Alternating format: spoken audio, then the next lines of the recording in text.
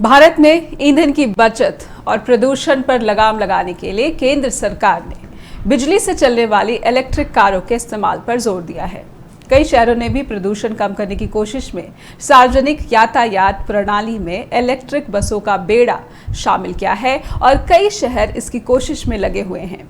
लेकिन केंद्र ने हाल ही में एक आंकड़े जारी किए हैं जिनसे पता चलता है कि सुरक्षा कारणों की वजह से 2019-20 वित्त वर्ष के दौरान 2 लाख से ज्यादा इलेक्ट्रिक वाहन वापस लेने पड़े। जिन इलेक्ट्रिक वाहनों को वापस लेना पड़ा उनमें से लगभग 1 लाख से ज्यादा तो सिर्फ 2 पहिया वाहन ही थे, जबकि 99,000 तक की संख्या में पैसेंजर्स कार्स को भी वापस लेना पड़ा। इलेक्ट्रिक वाहनों की सुरक्षा से जुड़ी चिंताएं बरकरार हैं, जिनका जवाब मैन्युफैक्चरिंग कंपनियां नहीं दे रही हैं। नमस्कार, आप देख रहे हैं जस्ट टीवी। मैं हूं नेहा शुक्ला। स्वागत करती हूं आपका स्ट्रेट टॉक में। इलेक्ट्रिक वाहन सुरक्षा एक बड़ा सवाल बना हुआ है। लोकसभा में road transport highways minister Nitin Gadkari ने इलेक्ट्रिक वाहनों की सुरक्षा को लेकर पूछे गए प्रश्न के जवाब में कहा है कि केंद्र ने बिजली से चलने वाले वाहनों में आग लगने की घटनाओं को ध्यान में रखते हुए इन कारों की सुरक्षा की जांच सुनिश्चित करने के लिए एक समिति का गठन किया है। ये समिति इलेक्ट्रिक वाहनों की बैटरी और इसके कंपोनेंट्स और इसके सिस्टम से जुड़ी सुरक्षा को लेकर सुझाव देगी। इसके अलावा केंद्र ने उन कंपनियों के सीईओज और एमडीज को भी कारण बताओ नोटिस भेजा है जिनके इलेक्ट्रिक वाहनों में आग लगने और यहां तक कि धमाका होने जैसे हादसे पेश आए। स्ट्रेट टॉक में आज के हमारे मेहमान हैं डॉक्टर कमलजीत सोई। डॉक्टर कमलजीत सोई, आपका स्वागत करती हूं मैं स्ट्रेट टॉक के दौरान। धन्यवाद, आपका बहुत बहुत धन्यवाद। सभी आपके दर्शकों को प्रणाम, नमस्कार, आदाब, सत श्री अकाल। बहुत बहुत शुक्रिया आपका डॉक्टर सोई। और मैं साथ ही साथ मैं अपने दर्शकों से भी ये अपील करती हूँ कि स्ट्रेट टॉक में आप हिस्सा बनिए, अपनी बात रखिए और आपका इलेक्ट्रिक वाहन से जुड़ा अगर कोई सवाल है या फिर कोई अनुभव है जिसे आप चाहते हैं कि इस शो के दौरान रखा जाए, ताकि जो दूसरे यूजर्स हैं जो कार खरीदना चाहते हैं या फिर इलेक्ट्रिक कार के बारे में उनके कुछ सवाल है या फिर कुछ शंकाएं हैं तो वो भी इस बारे में कुछ जानकारी हासिल कर सके। ये इलेक्ट्रिक कार्स कैसे यातायात को बेहतर बनाएंगी, देश में बिजली की कटौती हेडलाइंस बनाती रही हैं, लेकिन इलेक्ट्रिक वाहनों में धमाके और आग लगने की घटनाएं हफ्ते में एक ना एक सामने आती रहती हैं।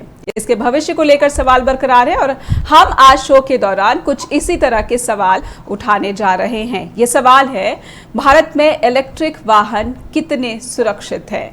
2 पहिया इलेक्ट्रिक वाहनों में आग पर कंपनी क्यों चुप है? क्या इलेक्ट्रिक वाहन ही है प्रदूषण रहित पर्यावरण का समाधान? क्या मैन्युफैक्चरिंग कंपनियों ने सुरक्षा से समझौता किया? क्या इलेक्ट्रिक वाहन के इस्तेमाल से पैसे बचेंगे?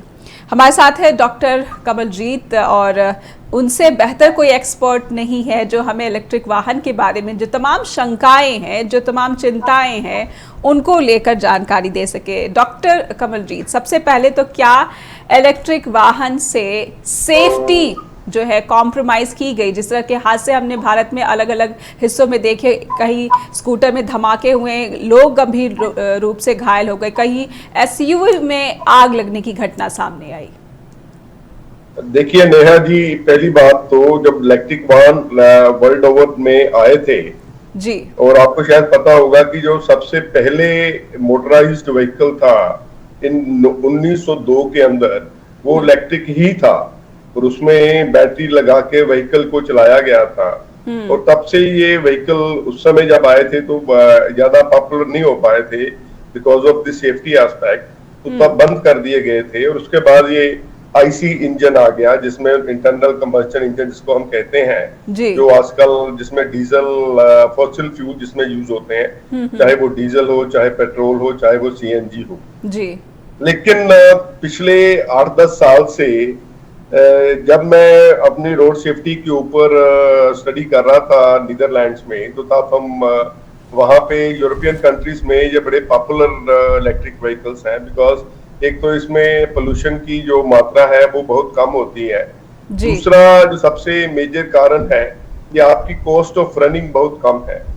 लेकिन सेफ्टी एस्पेक्ट कभी भी वर्ल्ड ओवर नेहा जी इसका कोई ट्रैक रिकॉर्ड ज्यादा बढ़िया नहीं रहा है। जो वर्ल्ड में सबसे पहली कार जो टेस्ला, आपने शायद नाम सुना होगा जी। बहुत महंगी बड़ी महंगी गाड़ी है। और उसने ये ऑल इलेक्ट्रिक अपनी गाड़ी बनाई थी और 350 किलोमीटर के हिसाब से उन्होंने कहा था फर्स्ट एक चार्ज में ये 350 किलोमीटर तक जाएगी। उन गाड़ियों को भी आग लग गई और वो भी कहाँ लगी, अमेरिका की सड़कों के ऊपर जी। आप जब देखिए कि अमेरिका की सड़कें इतनी बढ़िया सड़कें हैं, कहाँ पोर्ट होल का नामो निशान नहीं है जी। अगर उन सड़कों पे आग लग सकती है तो हिंदुस्तान आज की डेट, जो आज का मैं डाटा आपको बताऊं तो हमारे पास तकरीबन 30 से 32 करोड़ व्हीकल हैं सड़कों के ऊपर दौड़ रहे। और वो 30-32 करोड़ व्हीकल्स में 80% जो व्हीकल्स वाहन है वो टू व्हीलर्स हैं। राइट। और बाकी के 10-12% कारें हैं। और आगे आप मिला लो कि ट्रक हैं या पिकअप वैन्स हैं या दूसरे कमर्शियल व्हीकल्स हैं। तो जब 80% वाहन स्कूटर्स हैं जो टू व्हीलर्स हैं, तो टू व्हीलर्स को इलेक्ट्रिक बनाना नेचुरली है कि गवर्नमेंट की एक प्राथमिकता रही है। और जब प्रधानमंत्री मोदी जी गए थे पेरिस में और पेरिस में इन्वायरमेंट के ऊपर डिस्कशन हुई थी, तब इन्होंने वहां भी प्राइम मिनिस्टर साहब ने प्रॉमिस किया था कि हम 2030, पहले तो 2020 तक की बात हुई थी, ये 2016 में गए थे पेरिस जी। तो पेरिस एग्रीमेंट हुआ था जिसमें अमेरिका ने अपना हाथ पीछे खींच लिया था, अमेरिका अलग तक पड़ गया था। तो उस समय हमारी कमिटमेंट थी कि हम 20 लाख के आसपास व्हीकल 2020 तक करेंगे जी। लेकिन वो नहीं हो पाया और गवर्नमेंट ने स्कीमें दी, फेम 1 दी, फेम 2 दी, फेम 3 भी लेके आ रहे हैं कि सब्सिडी दी जाए, लोगों को फायदा दिया जाए ताकि जो इलेक्ट्रिक वाहन है वो सड़कों के ऊपर आ सके। अब इलेक्ट्रिक वाहन सड़कों के ऊपर क्यों आ सके, इसके पीछे बहुत बड़ा कारण है हिंदुस्तान में कि हमारे हर वर्ष 25 लाख लोग मारे जाते हैं सिर्फ पोल्यूशन की वजह से जी। और वो जो पोल्यूशन है वो PM 2.5 हम कहते हैं, पार्टिकुलेट मैटर 2.5 जो निकलता है जब डीजल वाहन चलता है या पेट्रोल वाहन चलता है जी। जब PM 2.5 वो बड़ा छोटे पार्टिकल्स होते हैं वो हमारे लंग्स में जाके लंग्स को वीक कर देते हैं और उसमें लोगों को सांस की तकलीफ होती है, अस्थमा के लोग मरीज बन जाते हैं और फाइनली वो उनकी डेथ का कारण बनती है। अकेले दिल्ली में अगर आपकी मैं रिपोर्ट्स में जाऊं तो अकेले दिल्ली में पिछले वर्ष तकरीबन 60,000 के आसपास जो लोग हैं वो इसकी वजह से मरे हैं। तो ये बहुत जरूरी है कि हम IC इंजन से इलेक्ट्रिक इंजन पे आए। लेकिन उसको अभी कुछ दिन पहले, बिकॉज मैं भारत सरकार में सड़क सुरक्षा परिषद का सदस्य हूँ, तो कुछ दिन पहले मुझे ARAI पुणे जो हमारी संस्था है जहां पे सारे ये टेस्टिंग होती है और पास होने के बाद ही व्हीकल को इजाजत होती है कि वो सड़कों के ऊपर आए जी। उसको automotive research association of India कहते हैं। तो वहां मैं गया था तो वहां यही बातें उठी कि भाई इलेक्ट्रिक व्हीकल तो आपने पास करी जा रहे हो हाँ। लेकिन पास करने के बाद जब व्हीकल सड़कों के ऊपर जा रहा है तो वहां पे इसको आग लग रही है जी। जो बैटरी है वो फूक रही है, उससे क्या हो रहा है कि जो व्हीकल चलाने वाला है उसकी डेथ हो रही है और वो अनजाने में, देखिए उसने तो देश का भला करने के लिए इलेक्ट्रिक वाहन खरीदा, बिल्कुल उसने ये इसलिए वाहन खरीदा कि उसकी कुछ बचत हो सके, लेकिन वो दोनों चीजें तो नहीं हुई, बिल्कुल उसकी मौत हो गई। एक छोटा सा ब्रेक लूंगी मैं कमलजीत, और ब्रेक के बाद ये जो आपने सवाल उठाया कि किस तरह से डेथ हुई है, धमाके हुए हैं, किस तरह से कॉम्प्रोमाइज किया है मैन्युफैक्चरिंग कंपनीज ने, और सरकार क्यों इस पर जो है एक स्ट्रिक्ट एक्शन लेती हुई नजर नहीं आ रही। एक छोटा सा ब्रेक, स्ट्रेट टॉक में फौरन लौटते हैं। ब्रेक के बाद फिर से स्वागत है आपका। स्ट्रेट टॉक देख रहे हैं आप, हमारे साथ हैं डॉक्टर कमलजीत सोई और जानकारी दे रहे थे कि क्यों जो इलेक्ट्रिक वाहन है वो भारत में सुरक्षा एक बड़ा सवाल बने हुए हैं। डॉक्टर, ब्रेक पर जाने से पहले आप कह रहे थे कि आग लग रही है, जो व्हीकल के ओनर्स हैं उनकी जान को नुकसान हुआ और भारी नुकसान देखने को हुआ। हर हफ्ते हमने इस तरह की घटनाएं देखी जिसमें कि बैटरी वाले से चलने वाले इलेक्ट्रिक वाहन जो हैं उनमें आग लगी, उनकी जो बैटरी क्वालिटी है उसे लेकर बार बार सवाल उठे कि किस तरह की पुअर क्वालिटी का इस्तेमाल हुआ है। एक जो जांच हुई थी, DRDO जो जांच कर रही थी, उसकी फाइंडिंग्स भी सामने आ चुकी हैं और ये कहती हैं कि कॉम्प्रोमाइज़ किया गया जो सेफ्टी नॉर्म्स होते हैं, बैटरी मैनेजमेंट सिस्टम जिसको कहते हैं, उसमें काफ़ी कॉम्प्रोमाइज़ किया है मैन्युफैक्चरिंग कंपनी से। और ये भी कहा गया है कि शायद जो है कोई स्टैंडर्ड अभी तक केंद्र सरकार की तरफ से नहीं है, जिस वजह से कंपनीज के अपने पैमाने पर ही, अपने स्तर पर ही इस तरह के जो है सेफ्टी नॉर्म्स का है वो पालन कर रही हैं। बिल्कुल सही बोला आपने। देखिए क्या होता है कि कोई भी देश जब कोई नई टेक्नोलॉजी लेकर आना चाहता है तो पहले वो स्टैंडर्ड सेट करता है। राइट। लेकिन नेहा जी, ये बड़ी मैं क्योंकि इसमें सड़क सुरक्षा के मामले में ही पिछले 15-20 साल से हूँ, तो मैंने देखा है कि जो बिग जायंट्स हैं, चाहे वो अमेरिका में बैठे हैं, चाहे चाइना में बैठे हैं, चाहे इजराइल में बैठे हैं, ये लिथियम आयन बैटरी है, लिथियम आयन बैटरी। और लिथियम आयन हिंदुस्तान में तो होता नहीं है जी। और ये लिथियम आयन की जो खाने हैं वो है चाइना में, ऑस्ट्रेलिया में, इंडोनेशिया में और कुछ और कंट्रीज में। और जब इन्होंने लिथियम आयन हिंदुस्तान से, जो हिंदुस्तान में अभी बैटरी जो है बननी शुरू नहीं हुई, कुछ OEMs ने, जो मैन्युफैक्चरर्स हैं, उन्होंने अहमदाबाद में जहाँ आसपास कई प्लांट लगाने शुरू किए हैं और वो बैटरी बन के आएगी। ये सभी दर्शकों को भी मैं बताना चाहता हूँ, ये वही बैटरी है जो आपके मोबाइल फोन में होती है। लिथियम आयन की बैटरी जो होती है वही बैटरी है जो हमारे मोबाइल में होती है। उसकी हमने पावर बढ़ा के तो हम वाहनों में लगाते हैं जी। अब जब बैटरी मैनेजमेंट DRDO कह रहा है कि हमें, अभी मुझे भी पता क्योंकि मैं उस मिनिस्ट्री का हिस्सा हूँ जो मिनिस्ट्री इसकी अप्रूवल देती है, और हमारे पास 2-3 संस्थाएं हैं, जैसे मैंने आपको बोला कि एक ARAI पूना है जो हमारे स्टैंडर्ड सेट करती है, और ऐसी दो हमारे पास DRDE है और ICAT है, जहाँ पे ये सारी टेस्टिंग होके बाहर व्हीकल निकलने की इजाजत देते हैं। लेकिन बैटरी मैनेजमेंट सिस्टम हिंदुस्तान में अभी तक ना ही कोई चालू नहीं हुआ, ना ही कोई दूसरा हमारे पास है। लेकिन सबसे जो हैरानी वाली बात है कि जो जितने भी ऑटोमोबाइल मैन्युफैक्चरर हैं, in order to make quick money, क्योंकि जब भी नई टेक्नोलॉजी आती है तो वाहन फटाफट वो निकालने शुरू कर देते हैं और टेक्नोलॉजी के ऊपर परवाह नहीं करते। आपको मैं बताता हूँ कि नहीं, पर ये सारा जो डॉक्टर सारा जो दोष है वो कंपनीज को देने की बजाय यहाँ तो गवर्नमेंट ने ही जो टैक्स में है वो काफ़ी छूट दे रखी है और उनको एक तरह से जो है प्रमोशन मिल रही है कि आप मैन्युफैक्चरिंग करें ताकि जो इंडिया के चैलेंज है, ईंधन का चैलेंज है, उसे कम किया जा सके। GST घटाया गया है, 12% से 5% किया गया है। उसी तरह से जो चार्जिंग सिस्टम है उस पर भी GST 18 से घटा के 5% किया गया है। तो कंपनीज को तो ये मौका दिया गया है कि आप बनाइए और सरकार का पूरा सपोर्ट है। नहीं, देखिए, यही कंपनीज ही ये कॉस्ट में कट करके एक कंप्रोमाइज सिस्टम जो है वो हमारी गाड़ियों में लगाती है। और मैंने पहले भी इनको वार्न किया था थ्रू वेरियस मीडिया कि आप सुधर जाओ, नहीं तो आपके खिलाफ ह्यूमन राइट कमीशन में भी हम जाएंगे, आपके खिलाफ हम क्रिमिनल केस भी रजिस्टर करेंगे।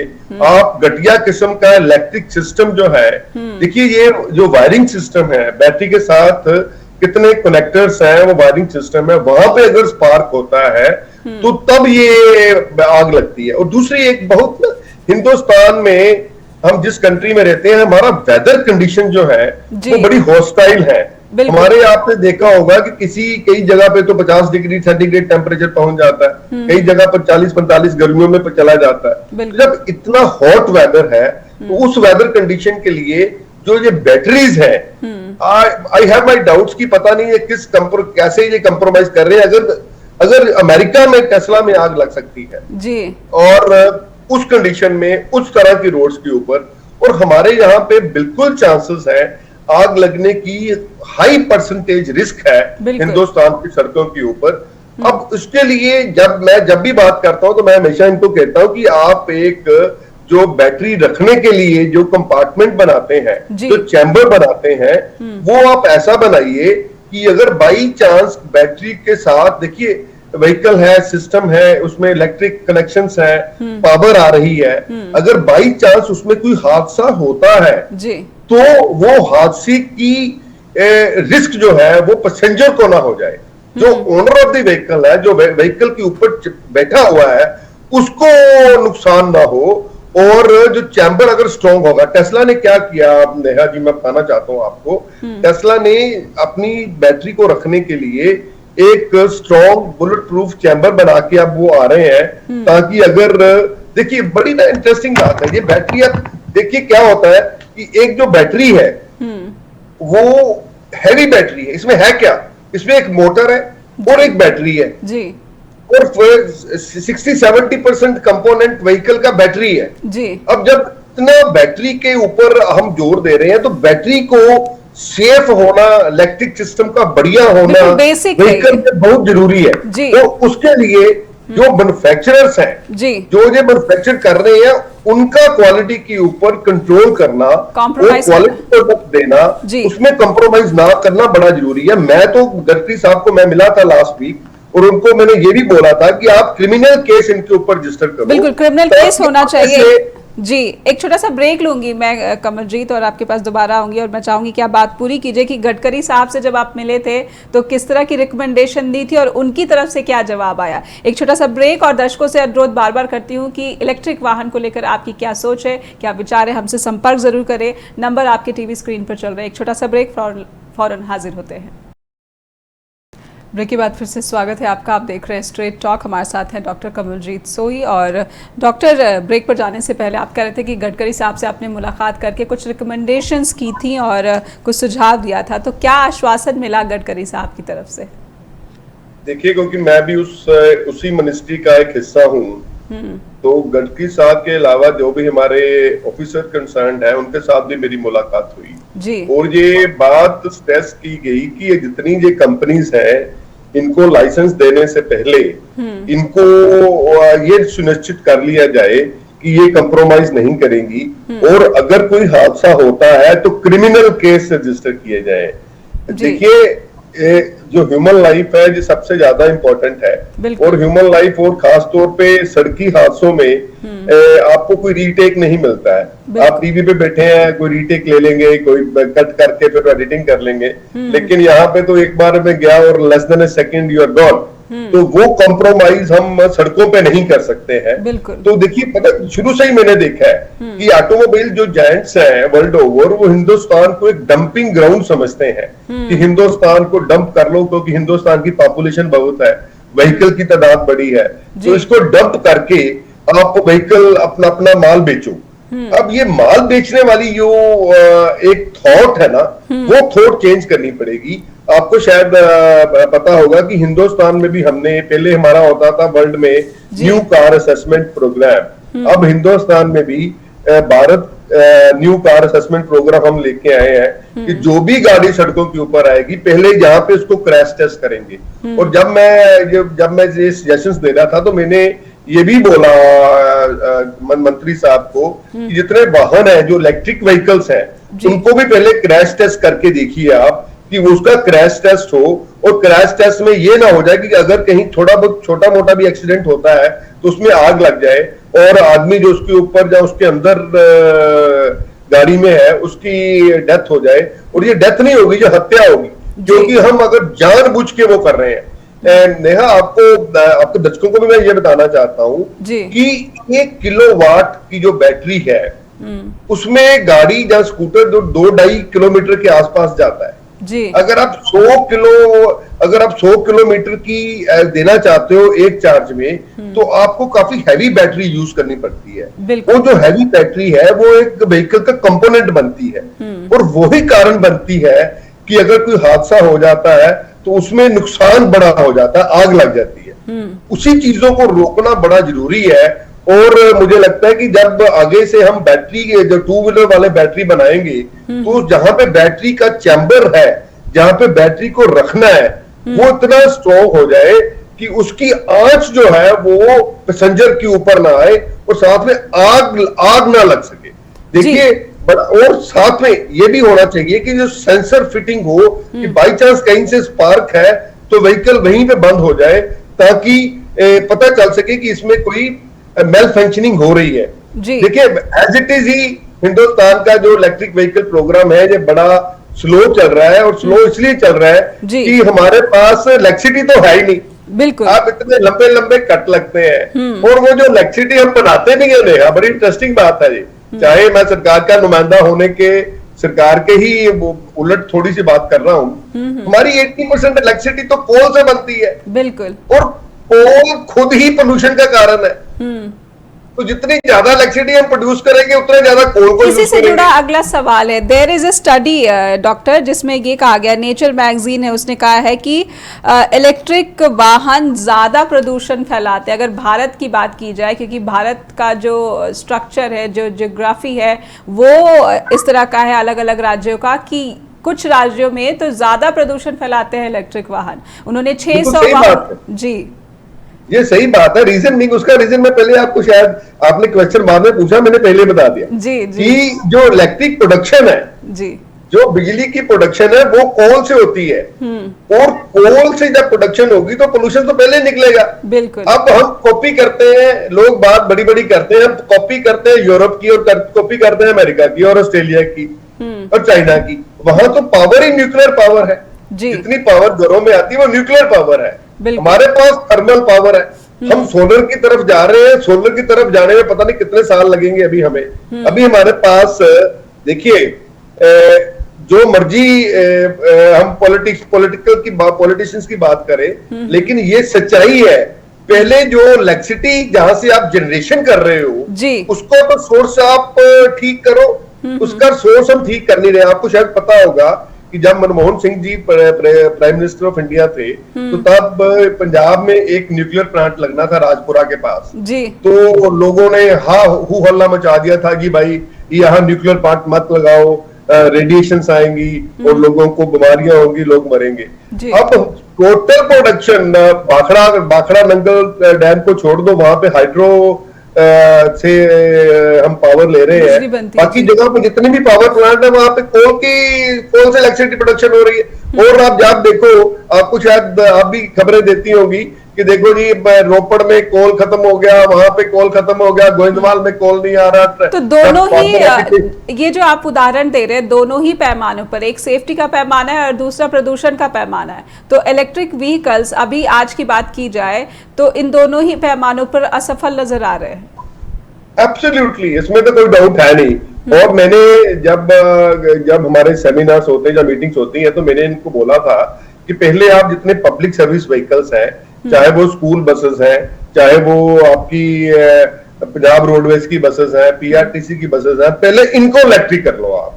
पहले तो आप फेज मैनर में करो, जो सरकार कर सकती है, जिसमें सरकार का कंट्रोल है, पहले वो काम करना चाहिए। आप क्या कर रहे हो, आप पैसेंजर्स को बोल रहे हो कि ये इलेक्ट्रिक करे, और किसी के घर में 1 किलोवाट का कनेक्शन है, उसको आपने कह दिया घर में चार्जिंग कर लो। आपके पास चार्जिंग स्टेशन हमारे पास है नहीं। अभी मैं रिपोर्ट पढ़ रहा था कि चंडीगढ़ में टोटल 10 या 12 चार्जिंग स्टेशन है। टोटल हिंदुस्तान में 1000 के आसपास चार्जिंग स्टेशन। बिल्कुल। जब चार्जिंग स्टेशन ही नहीं है हमारे पास पावर कोल से ले रहे हैं, और हम हू हल्ला मचा के लोगों को गुमराह कर रहे हैं कि आप इलेक्ट्रिक इलेक्ट्रिक इलेक्ट्रिक, क्या इलेक्ट्रिक कर लोगे। सबसे नंबर 1 कंट्री है नॉर्वे, जहां पे इलेक्ट्रिक व्हीकल्स की तादाद जो है वो सबसे ज्यादा है। छोटी सी लिटिल कंट्री है, वहां पे भी 5 वाहनों के ऊपर एक चार्जिंग स्टेशन, क्या वो एक पैमाना लगाते हैं।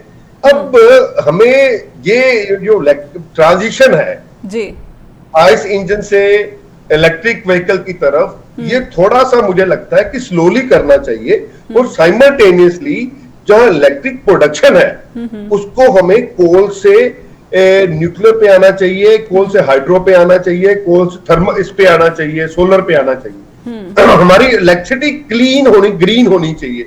जब हमारी इलेक्ट्रिसिटी पोल्यूटेड है, तो हम इलेक्ट्रिक व्हीकल को ज्यादा प्रमोट करके तो और पोल्यूशन क्रिएट करेंगे। मुझे लगता है कि इससे सेफ्टी का बहुत बड़ा एंगल है, पोल्यूशन का भी एंगल है।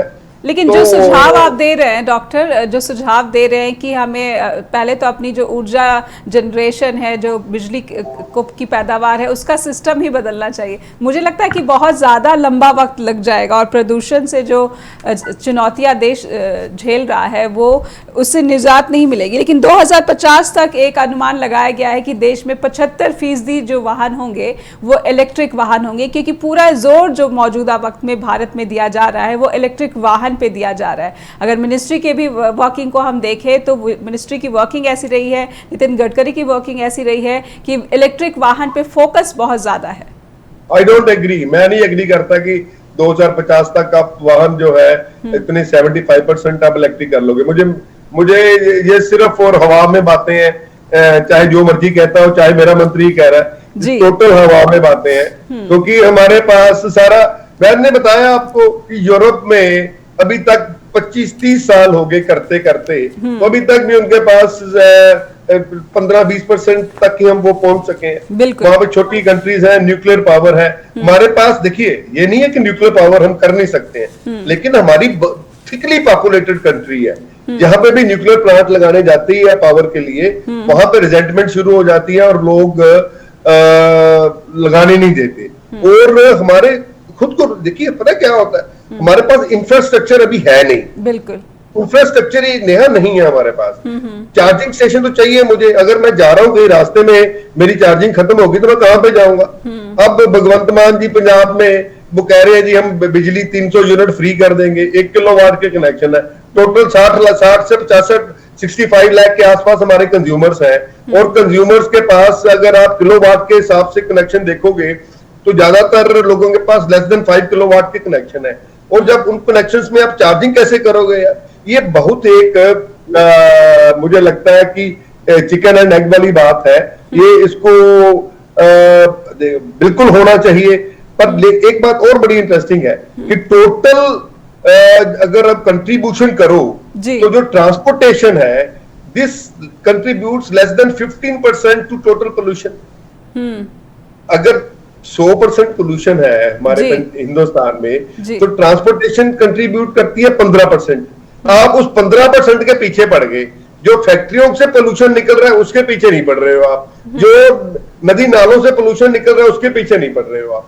तो इसलिए ये ट्रांजिशन जो है होनी चाहिए, I am for it, safe होनी चाहिए, जल्दबाजी नहीं करनी चाहिए। लोगों की जिंदगियों को खतरे में नहीं डाल सकते आप, लोगों को बलि का बकरा नहीं बना सकते आप, अब गाइना पिग नहीं बना सकते कि आप हमारे ऊपर एक्सपेरिमेंट करते जाओ। अब नेहा को एक वाहन दे दो भी, इलेक्ट्रिक वाहन नेहा आपको दे दिया, चाहे उसके ऊपर 10% आपने 20% आपने सब्सिडी दे दी, बाद में नेहा कहीं रास्ते में कोई खड्डा आ गया उसमें, नेहा ये जी हमको हिंदुस्तान को पहले इसको 6-8 महीने जो भी वाहन सड़कों के ऊपर आना है उसकी प्रॉपर टेस्टिंग हो, उसके ऊपर क्रैश टेस्टिंग हो, उसके ऊपर सेफ्टी टेस्टिंग हो। एक छोटा सा ब्रेक लूंगी। आपको पता है जी, एक बड़ी और इंटरेस्टिंग बात है, जब मैं गया था पुणे, जो हमारा रिसर्च सेंटर है, तो वहां पे एक डिवाइस बनाई जा रही है, क्योंकि इलेक्ट्रिक वाहन के इसमें आवाज नहीं होती।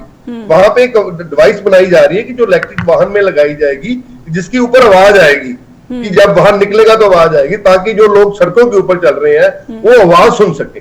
तो भाई अभी बहुत लंबा सफर है, एक छोटा सा ब्रेक लेती हूँ मैं यहाँ पर। और जो लंबा सफर जो है ना, सुहाना होना चाहिए, लंबा सफर सुहाना नहीं होना चाहिए कि हमें रास्ते में हमारी जान ही चली जाए। बिल्कुल, एक छोटा सा ब्रेक लूंगी मैं यहाँ पर, और ब्रेक से वापस आऊंगी तो और समझने की कोशिश करूंगी कि प्रदूषण की बात जो कही है इन्होंने कि सिर्फ 15% जो कंट्रीब्यूशन है वो व्हीकल से आता है, बाकी प्रदूषण की तरफ क्या ध्यान है। एक छोटा सा ब्रेक, फौरन लौटते हैं। ब्रेक के बाद फिर से स्वागत है आपका। स्ट्रेट टॉक देख रहे हैं आप, और आज हम बात कर रहे हैं इलेक्ट्रिक वाहन की और उसकी सेफ्टी की चिंताओं की। हमारे साथ है डॉक्टर कमलजीत। डॉक्टर, मैं ये जानना चाहूँगी कि एक AIS 156 स्टैंडर्ड की बात हो रही है, तो ये किस तरह का स्टैंडर्ड है जिसके बारे में कहा जा रहा है कि ये जो व्हीकल्स है उसकी सेफ्टी को सुनिश्चित करेगा? Any specific? ये ऑटोमोटिव इंडियन स्टैंडर्ड 156 है, ये व्हीकल सेफ्टी के लिए ही बनाया गया है। लेकिन जब ये स्टैंडर्ड बनाया गया तो उस स्टैंडर्ड के मापदंडों को हम पूरा तो करें। हम उसमें स्पेसिफिकेशंस दी गई है कि ऐसा होना चाहिए, ऐसा होना चाहिए। मैं लेकिन फिर भी ये बताना चाहता हूँ कि जितने भी हमारे अभी साइंटिस्ट भी हैं वो भी सिर्फ हवा में तीर मार रहे हैं। कभी उनको आपने एक इन्वायरमेंट दो कि वहां पे जाके देख के आए। पहले यूरोप में इंडियन कंडीशंस के मुताबिक व्हीकल बनने चाहिए। इंडियन कंडीशंस बाकी देशों के मुकाबले में बड़ी डिफरेंट है।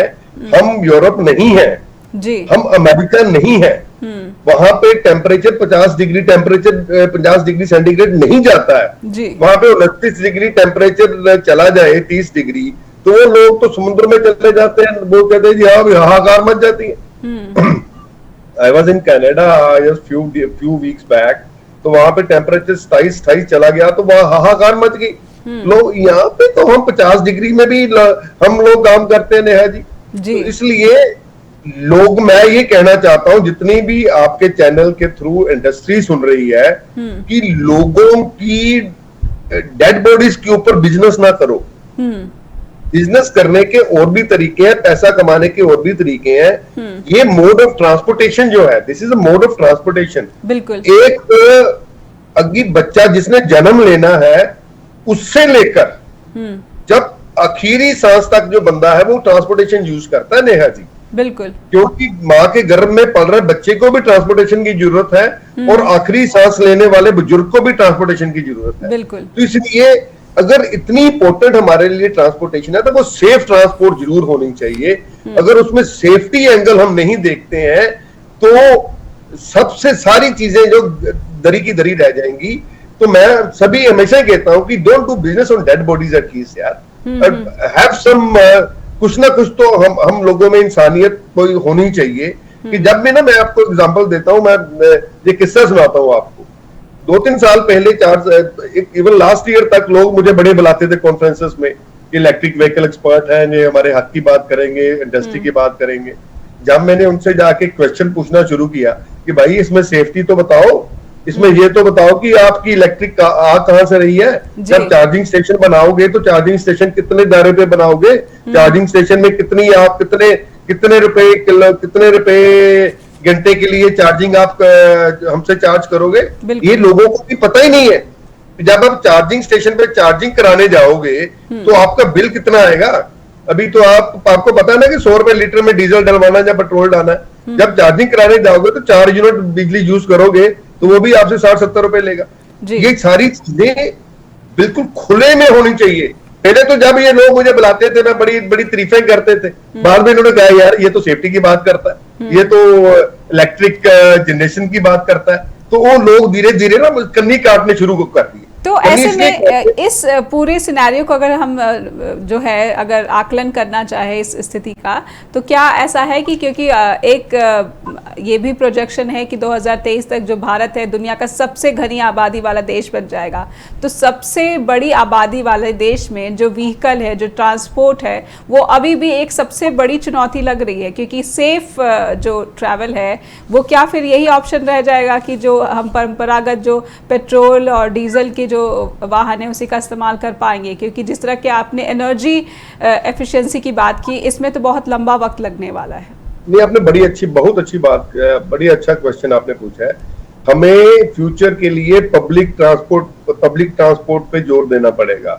जो हमारी इस समय इंडिविजुअल ट्रांसपोर्ट है, ओन ट्रांसपोर्ट है, उसको छोड़ना पड़ेगा। जैसे आपने देखा होगा दिल्ली में एक मेट्रो जो है वो कितने लोगों को ले जाती है जी। उसी तरह आपके चंडीगढ़ में जहाँ पे भी पब्लिक ट्रांसपोर्ट चलती है, एक बस 60-60, 70-70 लोगों को ले जाती है। तो we will have to shed. अब मैं आपको ये एग्जांपल देता हूँ, एक बड़ी इंटरेस्टिंग बात है। आपको लॉस एंजलिस का नाम आपने सुना होगा। लॉस एंजलिस से LA से लॉस वेगास की दूरी जो है वो तकरीबन 200-300 किलोमीटर की है, 400 किलोमीटर। वहां पे there is no public transport. कोई वहां पे ट्रेन नहीं जाती, कोई बस नहीं जाती। बस जाती है, ट्रेन नहीं जाती। क्यों नहीं ट्रेन इन्होंने करने दी? वहां पे फ्लाइट का सिस्टम इन्होंने कर दी। ट्रेन इसलिए नहीं करने दी कि ऑटोमोबाइल इंडस्ट्री इतनी स्ट्रांग है, वो कहते हैं कि लोग अपनी गाड़ी खरीदें और अपनी गाड़ी से जाएं और वो खर्च करें। वही काम हिंदुस्तान में लादने की कोशिश हो रही। मैं कम्युनिस्ट नहीं हूं, लेकिन मैं सोशलिस्ट हूं, मैं लोगों को बताना चाहता हूं कि भाई पब्लिक ट्रांसपोर्ट पे ज्यादा जोर देने की जरूरत है। पब्लिक ट्रांसपोर्ट को आप क्लीन करो, ग्रीन करो। आप अगर पब्लिक ट्रांसपोर्ट लोगों को दोगे, जिस यूनिवर्सिटी में पढ़ा हूं मैं, बेल्जियम में, नेहा, वहां पे सारे शहर में स्टूडेंट्स के लिए ट्रांसपोर्ट फ्री है, पब्लिक ट्रांसपोर्ट है। आप जितनी सबसे पहले आपको कि कंट्रोल्ड एनवायरनमेंट चाहिए इस समय इलेक्ट्रिक व्हीकल्स के लिए। इस समय अगले 5 साल के लिए हमें कंट्रोल्ड एनवायरनमेंट चाहिए, हमें चेक्स एंड बैलेंसेस चाहिए, हमें सेफ्टी चाहिए। उसके लिए गवर्नमेंट, जितनी भी स्टेट गवर्नमेंट्स हैं, उनको भी मैं रिक्वेस्ट करता हूं कि आप पब्लिक ट्रांसपोर्ट को इलेक्ट्रिक करो। जितनी भी सरकारी गाड़ियां हैं आपके पास, सरकारी अमले में गाड़ियां हैं, उसको इलेक्ट्रिक करो। फिर लोगों के पास आओ, अपने ऊपर एक्सपेरिमेंट करो, लोगों के ऊपर एक्सपेरिमेंट ना करो। आप नेहा शुक्ला को, डॉक्टर कमलजीत सोई को मत गिन्नी पिग बनाओ कि आप यूज करो जी, आप मरो पहले, आप मर के दिखाओ जी कैसे कैसे होते। भाई हम लोग, आप नागरिक हैं, टैक्स देते हैं, और हमें सेफ ट्रांसपोर्ट चाहिए, हमें रिस्की ट्रांसपोर्ट नहीं चाहिए। हम अपनी जिंदगी को खतरे में नहीं डालेंगे। हमें आप टेस्टिंग करके दो और उसमें लिख के दो। मैं जैसे ना दिल्ली में 3 तरह के स्टिकर लगते हैं, सभी जगह पे अब शुरू हो गए। सुप्रीम कोर्ट ने बोल दिया कि अगर ग्रीन लगा, अगर इसमें इलेक्ट्रिक व्हीकल है तो ग्रीन लगना चाहिए, अगर डीजल है तो अंबर लगना चाहिए, अगर पेट्रोल है तो ब्लू लगना चाहिए। उसी तरह गाड़ियों के ऊपर एक सेफ का स्टिकर चाहिए हमें एक ग्रीन, उसमें ऊपर अल्ट्रा ग्रीन स्टिकर लगाओ कि ये व्हीकल सेफ है, ये व्हीकल आग नहीं पकड़ेगा, इसमें बैटरी लीकेज नहीं होगी। इलेक्ट्रिक व्हीकल आपने बेचने हैं, हमें सेफ इलेक्ट्रिक व्हीकल की जरूरत है।